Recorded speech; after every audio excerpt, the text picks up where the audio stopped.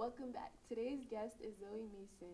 Is in the 11th grade. Growing up as a black woman, she is faced with difficult tasks that she works through every day. She believes that black women get hit hardest as far as sexism and misogyny goes. But as women in general, she believes that we don't get the same freedom or liberties as men. Thank you for joining us today. Of How's course. your morning been? Good. How's your been? It's been real stressful. Going through a lot. But great job on bringing it on. Thank you. Thank you so much. I ended up missing it because I had work or something. It's all good. Wanted to see it. I love the movie. But how is sexism in today's society in general? The amount of sexism, do you think it's increasing, decreasing? I don't think it's increasing or decreasing. I feel like it's just acclimated to today's societal structure and standard. In the past, it was socially acceptable to be sexist because women didn't have rights. They didn't have the right to vote. They couldn't work. They basically had to depend on what their husbands could provide for them. And right now, and thank God it has changed so much, but we still have that sexism very present in today's society. It's just not as strong, I guess. Mm-hmm. Does the culture you grew up in have different expectations for boys and girls? Well, at least in my household, at least inside of my house, I could express myself freely and be who I actually was. But when I stepped outside of my house, the societal pressure of being a woman struck me. It was kind of just an immediate pressure to be this idealized woman that nobody can reach. Mm-hmm. Especially the way social media portrays how women are supposed to Yeah. and act and stuff like that. It's unachievable. It's the pressure, you're different, you're weird or something. Yeah. It's crazy. But at what age do you think the distinction between genders start? I'd say right when you start making the social interactions with different sexes. So that could be pre-K or kindergarten. I feel a lot of parents have those talks with their children where they say you're entering this new world where you're talking and communicating to other people, so you have to be safe and you have to follow these certain procedures in order to be safe, when talking to other sexes. Yeah, I know what you mean. Your parents prepare you for when you interact with older guys or when people come over and they're oh, you gotta change or something like that. You have to follow rules.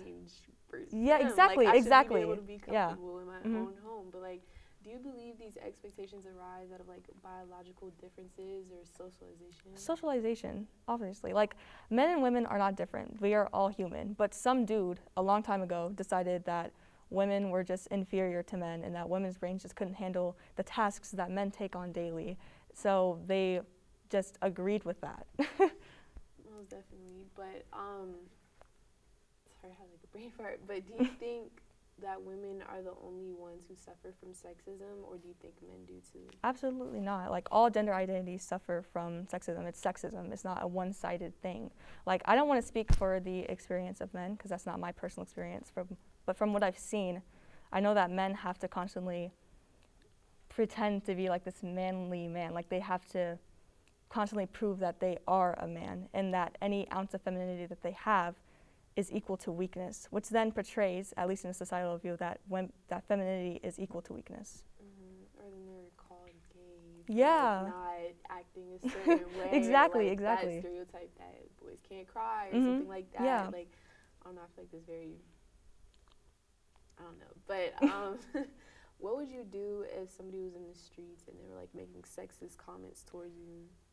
Here's the thing about that question. Is if I could speak freely about what I felt, then obviously I would call them out, tell them how they're being ignorant and all that. Mm-hmm. But since we live in the world we live in now, if I spoke out, I could get hurt. And that if I spoke what I actually believed, it could escalate into a harsher situation. So if I lived in an ideal world, if I lived in an ideal world, there wouldn't be sexism. But if I lived in an ideal world where sexism still existed, then yeah, I would speak out. But since we live in the world we live in now, it's hard to say that I would. Do you think do you think the problems surrounding sexism should be taught at an early age, Absolutely. When you're younger? Yeah, because I feel immediately when you're younger, you're constantly told all these things that you have to do in general. You have to have manners, you have to speak to adults a certain way. So why not throw in sexist. I don't think telling a child that you can't be sexist will cause any problems. You know? If anything, I feel like it'll help them be more like aware Yeah. of the situation. It can prevent the problem. Aware, exactly. Yeah. And then you'll have less bad people. Yeah. I want to say, you'll Yeah. have like less bad people who are like constantly feel entitled to a woman's or a man's body. Yeah. But what do you think is the most difficult thing about being a woman in society today? Everything.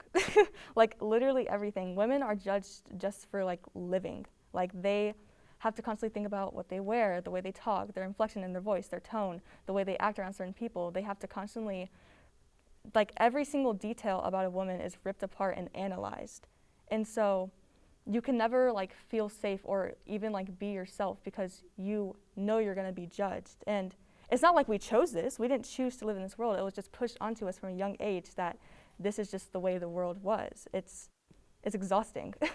Exactly, like, you know, as soon as you're young, you know, you have the world already shaped out of who you're supposed to be, and it's like, okay, you gotta grow up and do this, that, the third, and it's like, okay, well, what if I don't want to do that? What if I don't want to be like that? You're never, like, included in that conversation. It's never what you want. It's, like, decided for you. Yeah. You have no say, and if you decide to do something different, oh, you're crazy. Yeah. And, like, you're out of your mind or something, and it's so messed up the way the world views it. But thank you for joining us today. Of course. We really enjoyed having you here. Thank you for having me. You know, for school news, donate for a hygiene drive for Ukraine. You can bring men and women hygiene, bring it to the media center to drop it off. And that'll be all for today. Join us next week with Miss Stancil about dating in high school. Like, comment, subscribe. Ciao.